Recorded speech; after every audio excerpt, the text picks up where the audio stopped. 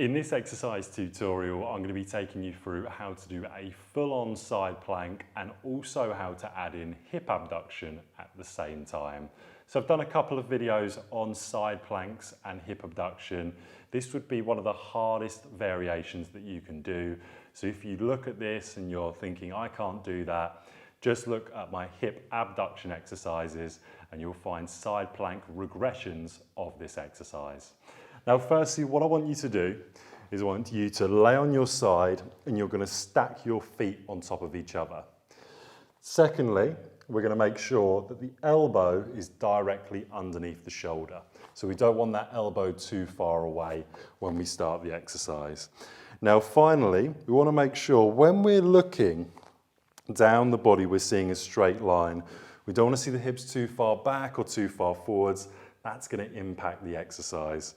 Now, once you're ready, your free hand, so my free hand is my right hand here, my hand not in contact with the floor, is going to come up, and I'm going to come up into my side plank. So I'd be looking forwards, keeping my chest up, trying to keep myself nice and straight, and then from here, I'm going to bring my right leg into hip abduction, meaning to bring it up away from the body,